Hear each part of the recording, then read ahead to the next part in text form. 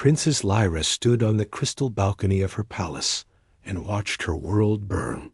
The blue flames of Krek's weapons lit up the night sky like deadly stars. Her people were dying, and she knew it was her fault. She had been too proud to ask for help when the war started 3 years ago. Now it might be too late. The Zephyrians were a peaceful race. Their skin was clear like glass, and they could speak to each other with their minds. They had built beautiful cities from living crystal that sang in the wind. For thousands of years they had lived in harmony with their world. Then the Kreks came. The Kreks Empire was everything the Zephyrians were not. They were huge, lizard-like creatures covered in black armor. They fed on the life force of other beings to power their dark magic. They conquered world after world, leaving nothing but death behind them. Now they wanted Zephyria. Lyra turned away from the balcony as another explosion shook the palace. Her advisor Kellen stood behind her. His usually calm face was filled with worry. "Princess, the outer shields are failing," he said. "Our forces cannot hold them much longer." "How long do we have?" Lyra asked. "Maybe 2 days, 3 if we are lucky." Lyra closed her eyes and felt the thoughts of her dying people. Fear and pain filled her mind. Children cried for parents who would never come home. Soldiers prepared to make their last stand, knowing they could not win. The weight of their suffering crushed her heart. "There is one option we have not tried," she said quietly. Kellen shook his head. "Princess, you cannot be serious. The humans? They are barbarians. They have barely left their own world. What could they possibly do that we cannot?" "They fight differently than we do," Lyra said. "I have studied their history. They do not accept defeat. Even when facing impossible odds, they find a way to win. But they are so primitive. Their weapons are crude. Their technology is centuries behind ours. And yet they survive every challenge they face," Lyra replied. "Perhaps being primitive is not always a weakness." On the human frontier world of New Texas, Captain Jake Morrison was finishing his morning coffee when the message came through. The communication was strange. Instead of normal radio waves, it came directly into his mind. The voice was soft and musical, nothing like any human voice he had ever heard. "Human soldiers, this is Princess Lyra of Zephyria. My people are dying. We need your help." Jake nearly dropped his coffee cup. He had heard rumors about telepathic aliens, but had never experienced it himself. The voice continued, filling his head with images of a beautiful crystal world under attack by monsters. "We know humans are considered primitive by galactic standards, but we have studied your military history. You have won battles that should have been impossible to win. We are facing such a battle now. Please help us." Jake set down his cup and walked to the communication center. His orders were clear: avoid alien conflicts at all costs. Earth was still new to galactic politics and did not want to make enemies. But the images in his head showed children hiding in crystal caves while monsters hunted them. He could not ignore that dot. He sent a message to his commanding officer. The reply came back quickly. "Absolutely not. You are forbidden from getting involved." Jake stared at the message for a long time. Then he deleted it and started preparing for a mission that did not officially exist. He called together his best soldiers. Sergeant Lisa Parker was an expert with explosives. Corporal Danny Wright could make any communication system work. But the most important member of his team was Staff Sergeant Alex Cooper. Cooper was the best sniper Jake had ever seen. He could hit targets that other soldiers could not even see. More importantly, he never gave up. No matter how impossible a shot seemed, Cooper would find a way to make it work. "Sir, this sounds like a suicide mission," Lisa said when Jake explained the situation. "Probably," Jake agreed. "But those people need help, and sometimes doing the right thing means ignoring orders." The team loaded their gear onto a small transport ship. They had enough supplies for a week, and weapons that seemed pathetic compared to alien technology. But they also had something that the advanced aliens lacked: the stubborn, human refusal to accept that anything was truly impossible. The journey to Zephyria took 3 days. When they arrived, Jake understood why the princess had been desperate enough to call humans for help. The planet was surrounded by massive Krex warships. Energy beams lashed down from orbit, cracking the crystal cities below. Somehow they're small. Ships slipped through the blockade and landed in the capital city. Princess Lyra met them at the landing pad. She was smaller than Jake had expected, with pale blue skin that seemed to glow from within. Her eyes held an ancient sadness that made her seem much older than her young face suggested. "You came," she said, and Jake could hear the surprise in her mental voice. "We gave our word," he replied. "Your ship is so small. Your weapons are so simple. How can 5 humans succeed where millions of my people have failed?" Alex Cooper stepped forward and looked up at the massive Krex ships overhead. Energy shields flickered around them like deadly rainbows. "Sometimes the old ways work best, Princess," he said. "Sometimes all you need is one good shot." "Princess." Lyra led them through her crystal palace to the war room. Holographic displays showed the battle raging across her world. Red markers indicated Krex positions, advancing closer to the capital with each passing hour. Blue markers showed Zephyrian forces retreating on all fronts. "This is Warlord Faxus," Lyra said, pointing to a massive figure on the central display. "He leads their army. As long as he lives, the Krex will never stop fighting. We have tried everything to kill him, but his personal shields are too strong." Jake studied the alien warlord. Faxus was twice the size of a normal Krex, covered in black armor that seemed to absorb light. Energy fields surrounded him like a deadly aurora. "What kind of weapons have you tried?" he asked. "Plasma cannons, quantum disruptors, molecular bombs. Nothing can penetrate his defenses." Cooper looked at the display with interest. "How far away is he right now?" "About 3 miles from the city center." "Why?" Cooper smiled for the first time since they had arrived. 3 miles. That's a decent shot, but not impossible. The Zephyrian generals in the war room began speaking rapidly in their musical language. Lyra translated. "They say you are insane. No projectile weapon could possibly work at that distance." "Princess," Cooper said, "has anyone ever told you that humans specialize in doing things that are supposed to be impossible?" Alex Cooper climbed to the highest tower of the Crystal Palace. The morning sun cast rainbow patterns through the transparent walls, but Cooper was not interested in beauty. He was studying the battlefield through his rifle scope, calculating angles and distances that would make most soldiers give up before they started. 3 miles away, Warlord Faxus commanded his forces from a mobile fortress that moved across the crystal plains like a walking mountain.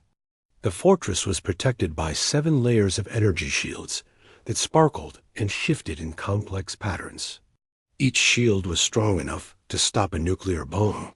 "This is madness," General Vex said through Princess Lyra.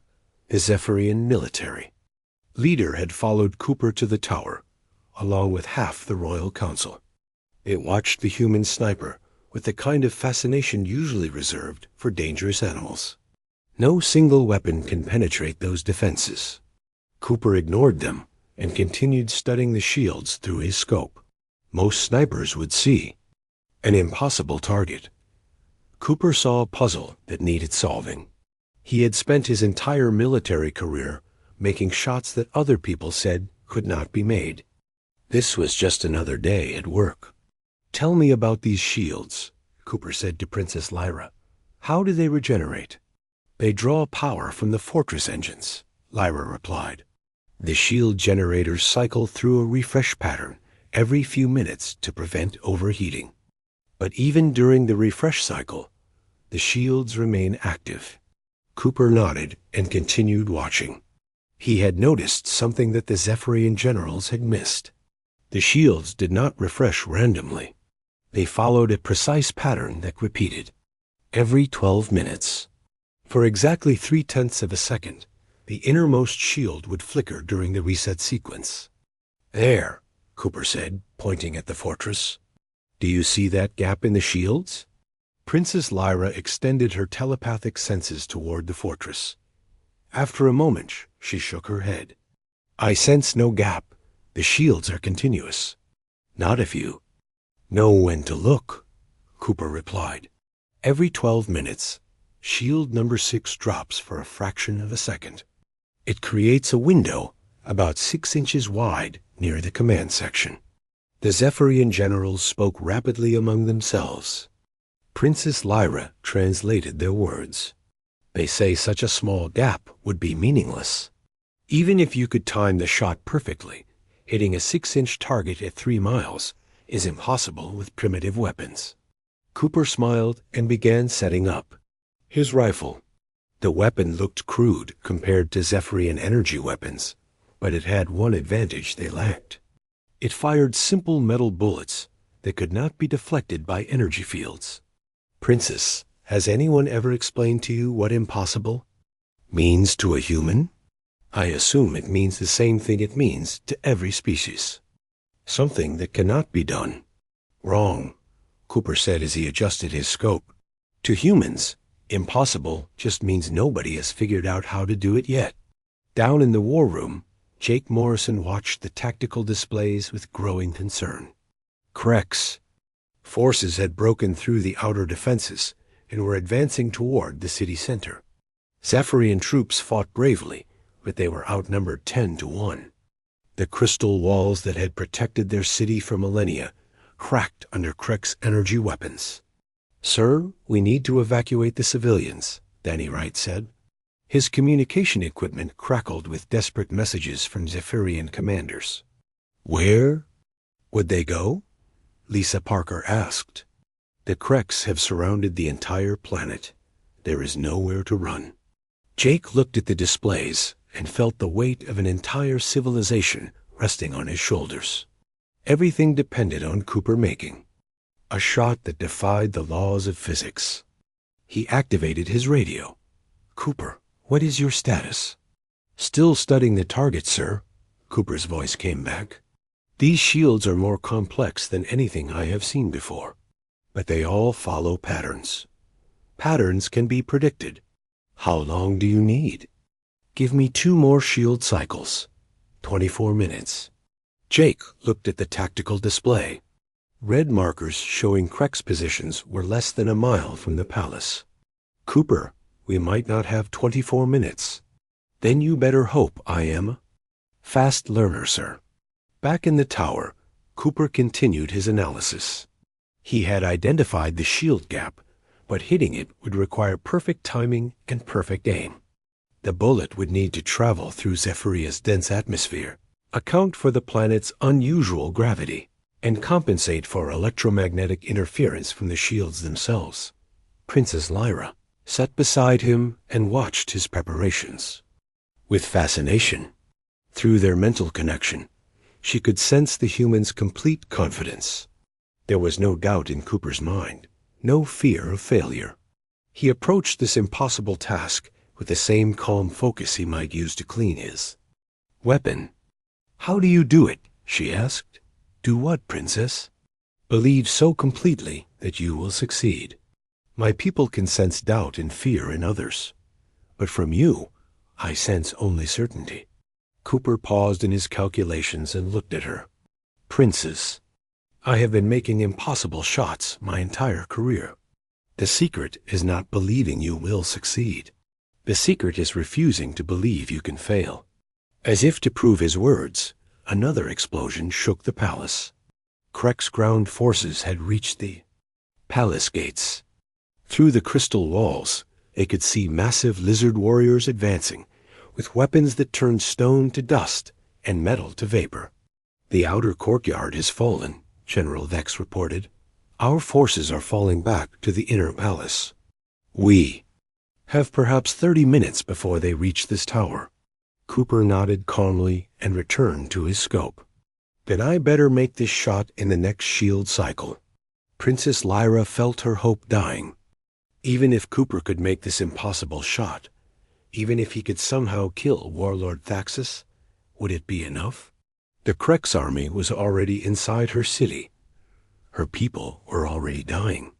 Princess, Cooper said without looking away from his rifle, I need you to do something for me. What? I need you to use your telepathic abilities to connect me to every Zephyrian on this planet. Why? Because when I make this shot, I want every one of your people to see it. I want them to know that sometimes the impossible is just another word for something that has not happened yet. Princess Lyra hesitated. Such a mental connection would be exhausting, possibly dangerous. But she could sense the human certainty like a warm flame in her mind. She reached out with her telepathic powers, connecting first to the soldiers in the palace, then to the civilians hiding in the crystal caverns, then to every Zephyrian on the planet.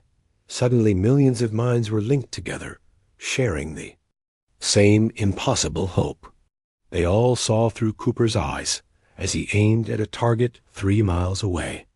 They felt his steady heartbeat, his controlled breathing, his absolute refusal to accept defeat. Shield cycle beginning, Cooper announced. 10 seconds to gap. The fortress shields began their refresh pattern. Energy fields flickered and shifted as the generators reset their power levels. Cooper's fingers settled on the trigger. His breathing slowed to almost nothing. 5 seconds. Through the scope, Cooper could see Warlord Thaxus standing on his command platform. The alien warlord was addressing his troops, probably planning the final assault on the palace. He had no idea that death was aimed at his head from 3 miles away. 3 seconds. The innermost shield began to flicker. For less than half a second, there would be a gap exactly 6 inches wide. Cooper would have to fire at the precise moment, accounting for bullet travel time, atmospheric conditions, and the target's movement. 1 second. Cooper fired. The bullet left his rifle at over 3,000 feet per second. It cut through Zephyr's atmosphere like an invisible arrow of death, following a trajectory that existed only in Cooper's mind.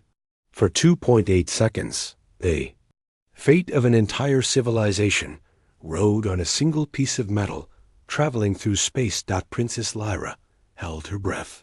Through the telepathic link, every Zephyrian on the planet watched and waited.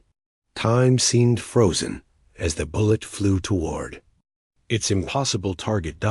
Then the miracle happened. The bullet struck Warlord Thaxus, exactly where Cooper had aimed it.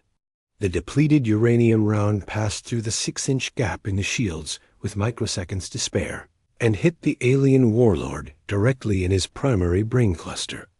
The massive Krex leader died instantly, his death scream echoing across the battlefield in frequencies that made every creature on the planet shudder. Through the telepathic link Princess Lyra had created, every Zephyrian felt the moment of impact. They experienced Cooper's perfect calm as he squeezed the trigger, felt the bullet's flight through their shared consciousness, and witnessed the impossible shot that saved their world. For the first time in 3 years, hope blazed in their crystalline hearts. The effect on the Krex army was immediate and devastating. Warlord Thaxus had ruled through fear and brutal discipline for over 1,000 years. His death left a power vacuum that his generals were not prepared to fill. Within minutes of their leader's death, Krex units across the planet began fighting each other instead of the Zephyrians. Cooper lowered his rifle and watched through his scope as chaos consumed the enemy ranks.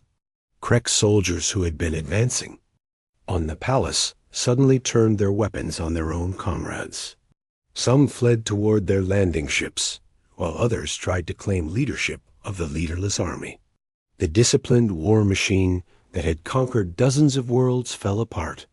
In less than an hour. How did you know that would happen? Princess Lyra asked.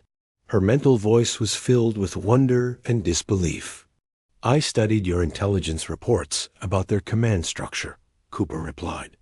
"The Krex follow strength above all. Take out the strongest leader, and the rest will fight each other to replace him. It is an old human strategy called cutting off the head of the snake." Down in the war room, Jake Morrison watched the tactical displays with amazement. Red markers representing Krex positions were blinking out across the planet as enemy units either fled or destroyed each other. Blue markers showing Zephyrian forces began advancing for the first time in months.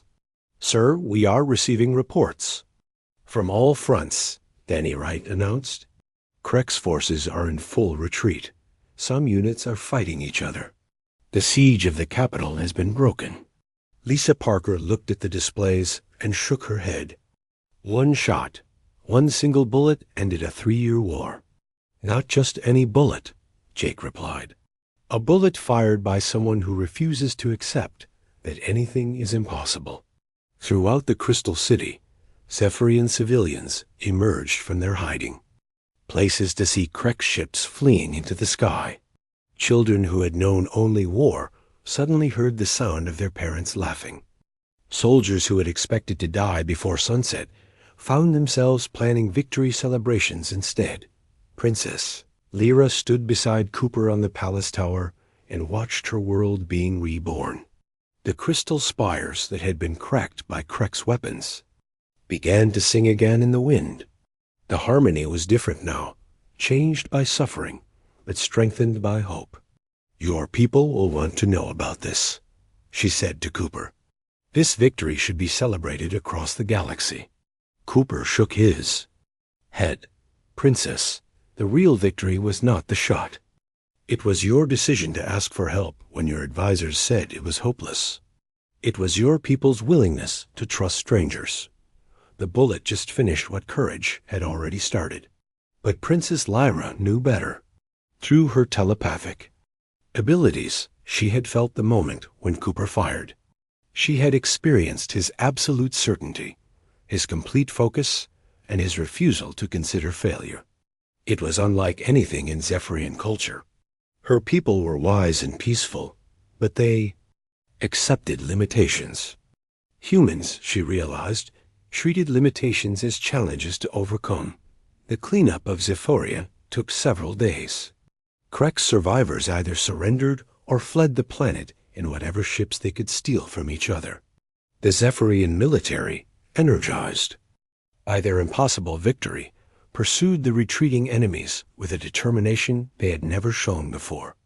They had learned something from watching Cooper work. On the 3rd day after the shot, a Krex general named Vorth requested a meeting under a flag of truce. He was one of Daxus's former lieutenants, now trying to hold together the fragments of the once mighty empire. Princess Lyra agreed to meet him in the Crystal Throne Room, with Cooper and Jake standing guard nearby. General Vorth was smaller than Thaxus, but still massive by human standards.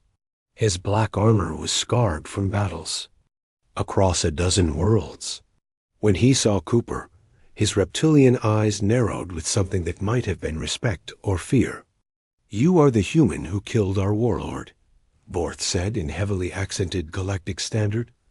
"I am," Cooper replied calmly. "Impossible shot. 3 miles through shields. My weapons masters say it cannot be done. Your weapons masters were wrong." Vorth studied Cooper for a long moment. "We withdraw from this system, but know this, human. The Krex remember enemies. We will return." Cooper met the alien general's gaze without flinching. "General, let me give you some advice. Do not mistake kindness for weakness. The princess asked me to make one shot to save her people. If you come back, she might ask me to make a lot more shots." Something in Cooper's voice made the massive Krex warrior step backward. Through her telepathic abilities, Princess Lyra could sense the alien's emotions. For the first time in his violent life, General Vorth was experiencing genuine fear. Not fear of death, which every Krex warrior expected, but fear of something he could not understand or defeat. After the Krex delegation left, Princess Lyra walked with Cooper through the crystal gardens that surrounded her palace. The plants were beginning to bloom again, now that the poisonous energy of Krex weapons had faded from the soil. "What will you do now?" she asked. "Return to our base on New Texas," Cooper replied. "File a report that nobody will believe. Wait for the next impossible mission. The galaxy will know what happened here.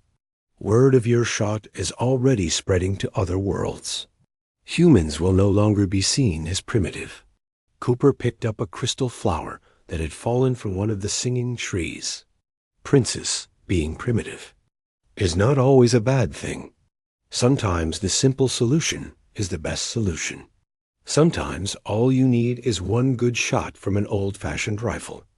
Princess Lyra accepted the flower and felt its musical vibrations through her fingertips. "Cooper, may I ask you something?" "Of course." "When you aimed at Thaxus, were you absolutely certain you would hit him?" Cooper considered the question for a moment. "Princess, certainty is not the same as confidence. I was not certain I would hit him, but I was absolutely certain I would take the shot. Sometimes that is enough." That evening, as the human team prepared to depart, Princess Lyra held a ceremony in the great crystal amphitheater. Thousands of Zephyrians gathered to honor the warriors who had saved their world. But when she called Cooper forward to receive their highest military decoration, he politely declined. "Princess, I do not need medals or ceremonies," he said. "The fact that your children will grow up free is reward enough." Instead, he asked for something else. He wanted Princess Lyra to teach other species about human military philosophy. He wanted alien commanders to understand that humans did not just adapt to limitations, they found ways to ignore them entirely. "Tell them that humans specialize in impossible missions," Cooper said. "Tell them that when a situation seems hopeless, that is exactly when you should call us." As their ship lifted off from Zephyria, Jake Morrison looked back at the crystal world, now glowing with renewed life. "Cooper, do you realize what you have started? Every alien species in the galaxy is going to hear about this shot." "Good," Cooper replied. "Maybe next time someone needs help, they will not wait 3 years before asking." Princess Lyra watched the human ship disappear into hyperspace and felt a profound change in her understanding of the universe. For millennia, her people had believed that wisdom came from accepting the natural order of things. But Cooper had shown her something different. Sometimes wisdom came from refusing to accept that things had to stay the way they were. She activated the palace communication system and began composing a message that would reach every world in the Galactic Council. It was time for the galaxy to learn that there was a new player in galactic affairs. A young species that treated impossible challenges as everyday problems to solve. The message was simple. When facing the impossible, call the humans. They specialize in shots that cannot be made. News of the miracle of Zephyria spread across the galaxy faster than the fastest starships. Within a week, every major news network in civilized space was broadcasting the story of a human sniper who had ended a 3-year war with a single impossible shot. Most alien species simply refused to believe it at first. The Vexery High Command, masters of energy weapons technology, ran computer simulations proving that no kinetic projectile could penetrate Krex shield arrays. The Delphin Military Academy published papers explaining why such a shot violated the known laws of physics. The Altarian Council declared the entire story to be primitive human propaganda. Then Princess Lyra released the sensor recordings. The holographic data showed every detail of Cooper's shot in perfect clarity.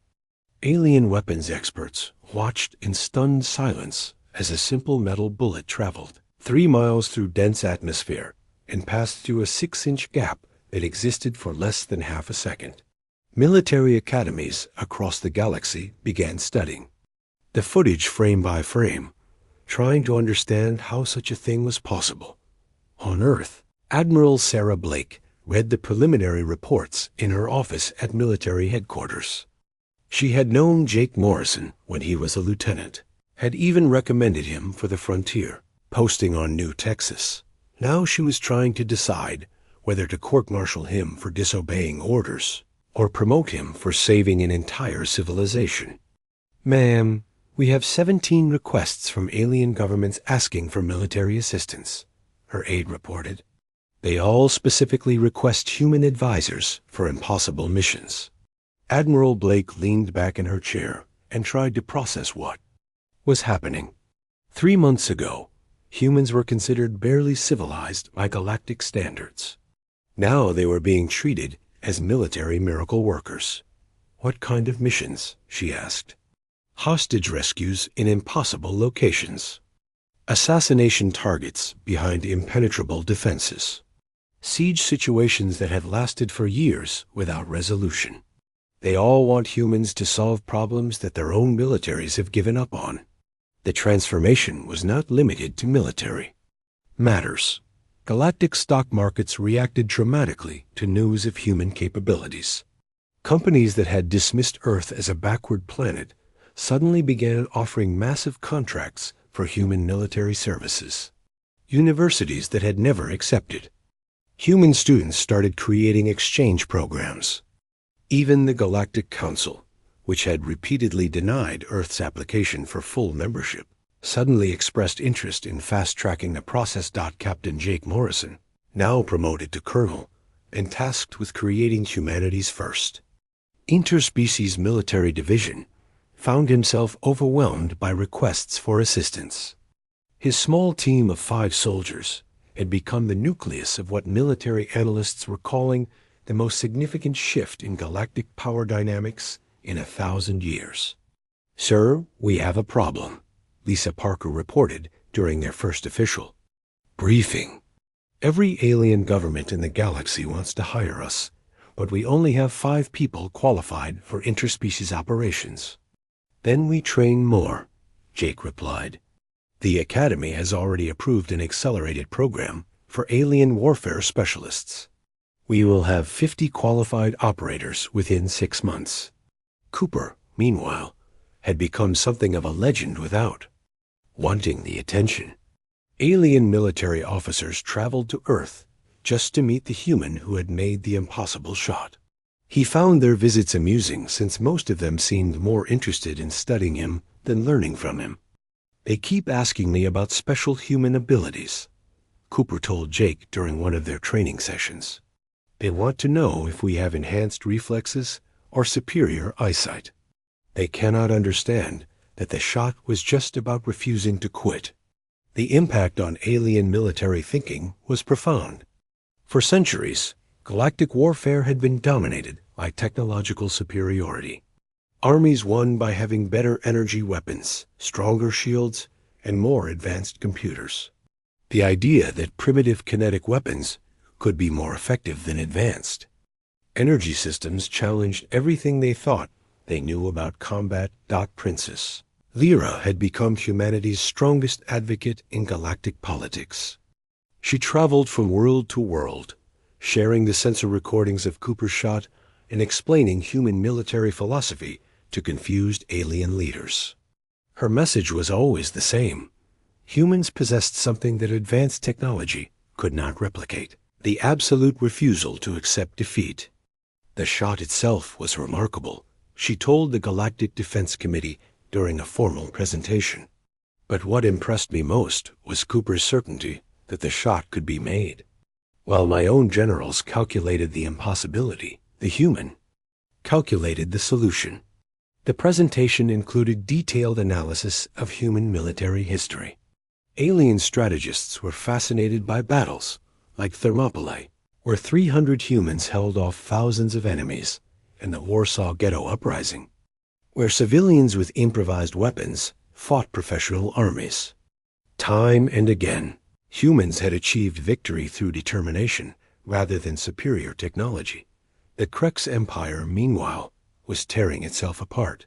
Without warlord Thaxus to maintain discipline, dozens of regional commanders declared themselves. His successor. The civil war that followed was more destructive than any external conflict in Krek's history.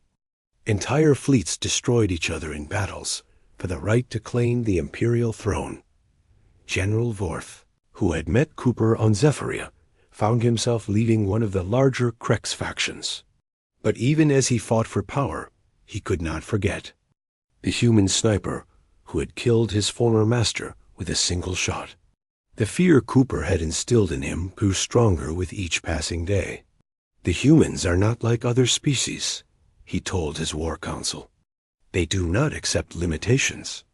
They do not surrender when facing superior forces. If we face them again, we must be prepared for tactics that defy logic. His words proved prophetic when a Krek splinter group attacked a human merchant vessel near the Centauri system. The attack was meant to be a simple raid for supplies and slaves. Instead, it became the first test of humanity's new reputation. The merchant ship sent a distress call that reached Colonel Morrison's unit on New Texas. Within hours. By then, the Krek's raiders had already taken hostages and were demanding ransom from the ship's corporate owners. Local security forces declared the situation hopeless since the raiders were protected by military-grade shields and threatened to kill the hostages if anyone approached. "Sir, this looks like a job for impossible solutions," Cooper observed as they studied the tactical data. "Agreed," Jake replied. "Lisa, can you get us close enough for Cooper to work?" "The raider ship is using the merchant vessel as a shield," Lisa reported. "Any direct approach will result in the hostages being killed. But I might be able to create a distraction."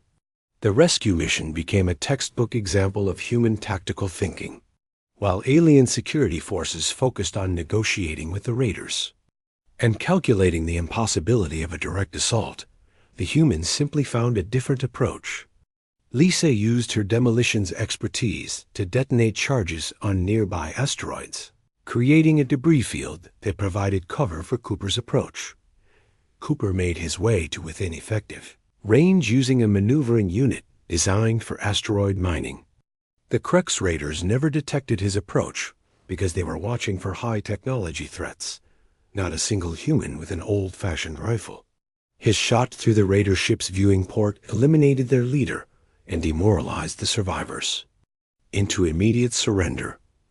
Word of the rescue spread even faster than news of the Zephyria shot.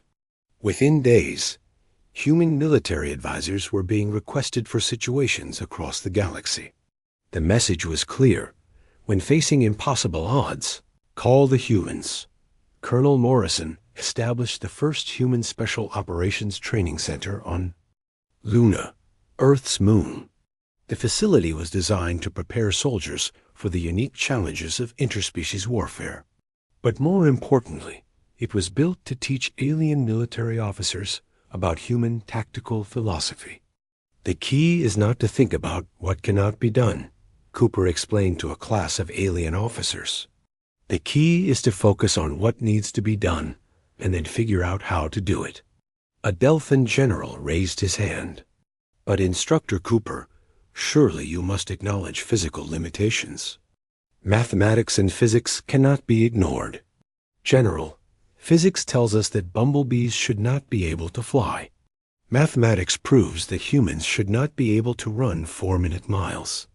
But bees fly anyway, and humans keep breaking records. Sometimes the universe is more flexible than our calculations suggest." The training programs attracted students from across the galaxy. Military academies that had taught the same strategic principles for centuries suddenly found their doctrines challenged by human instructors who treated impossible problems as everyday challenges. Princess Lyra visited the Luna facility during its first graduation ceremony. She watched as alien officers who had spent their careers accepting limitations learned to question those boundaries. The transformation was remarkable to witness. "You have changed more than military tactics," she told Jake during the ceremony. "You have changed how the galaxy thinks about problems." Before Cooper's shot, Impossible meant impossible. Now it just means difficult. The ceremony concluded with a demonstration that had become traditional for human military training. Cooper aimed at a target that alien computers declared impossible to hit. Environmental factors. 6 months after the Battle of Zephyria, Princess Lyra stepped off her diplomatic transport onto the landing pad at Andrews, spaceport outside Washington, D.C. She was the first alien dignitary to visit Earth as an official head of state, and the ceremony reflected the historic nature of her arrival. President Helen Davis waited with full military honors, including an honor guard of Marines, who stood at perfect attention despite their amazement at seeing a real alien princess. Lyra had never seen Earth before, but she had studied human culture extensively since Cooper's miraculous shot. The planet was smaller than Zephyria and lacked the crystal formations that made her homeworld famous throughout the galaxy. But there was something about Earth that impressed her more than any architectural wonder. The humans had built their civilization not despite their limitations, but because of their refusal to accept those limitations. "Welcome to Earth, Your Highness," President Davis said as Lyra descended the transport ramp. "We are honored by your visit." "The honor is mine, Madam President," Lyra replied. Her translator device converted her musical Zephyrian speech into perfect English. "I come representing not just my own people, but every species that has learned to see humans in a new light." The presidential motorcade took them through the streets of Washington, where crowds had gathered to catch a glimpse of their alien visitor. Children held signs reading, "Thank you, Princess," while veterans saluted as her vehicle passed. Lyra was moved by the display, but what impressed her most was something she could sense with her telepathic abilities. The humans were not afraid of her despite her alien appearance. They were curious, excited, and welcoming. Fear of the unknown, she realized, was not a human trait at the White House. Lyra met with congressional leaders and military officials to discuss the formal alliance that would reshape galactic politics. The Human Zephyrian Defense Pact was more than a military agreement between two species. It was the foundation for a new approach to galactic security based on human tactical innovation and alien technological resources. The terms are unprecedented. Secretary of Defense Robert Lane explained during the briefing. Full technology sharing, joint military training programs, and mutual defense guarantees. But most importantly, the Princess has convinced the Galactic Council to create a new category of membership specifically for Earth. President Davis reviewed the documents with amazement. 6 months ago, Earth's application for basic galactic council membership had been rejected for the 15th time. Now they were being offered associate membership with full military partnership rights. What changed their minds? "One impossible shot," Princess Lyra replied simply. Cooper proved that humans possess something the galaxy needs: the ability to succeed when success should be impossible. A signing ceremony took place in the Rose Garden, with representatives from dozens of alien species in attendance. It was broadcast live across the galaxy, marking the moment when humanity officially joined the galactic community as a military power. But for Lyra, the most important moment came when Cooper himself stepped forward as witness to the agreement. Sniper had been promoted to Master Sergeant and appointed as head of the Interstellar Training Division. He wore his dress uniform with obvious discomfort, clearly preferring combat gear to ceremonial clothing. When President Davis called him forward to sign as military witness, he approached with the same calm confidence he had shown on Zephyria. "Master." "Sergeant Cooper," Princess Lyra said as he signed the historic document. 6 months ago, you changed the fate of my world with a single shot. Today, you are changing the fate of the entire galaxy." "Princess, I just did my job," Cooper replied. "The real change comes from what happens next." After the ceremony, Lyra toured human military facilities and was amazed by what she found. The weapons were indeed primitive by galactic standards, but the training methods were revolutionary. Human soldiers practiced scenarios that alien instructors would have dismissed as impossible. They trained to fight against superior numbers, overcome technological disadvantages, and succeed despite overwhelming odds. At the Special Operations Training Center, she watched human instructors teaching alien soldiers to think like humans. A class of Delphin officers was learning to make shots that their own computers declared impossible. A group of Vexery engineers was being taught to build weapons from common materials when their high-tech equipment failed. You are not just training them to fight, Lyra observed. You are teaching them to think differently. That is the point, replied Colonel Morrison, who now commanded all human interspecies operations.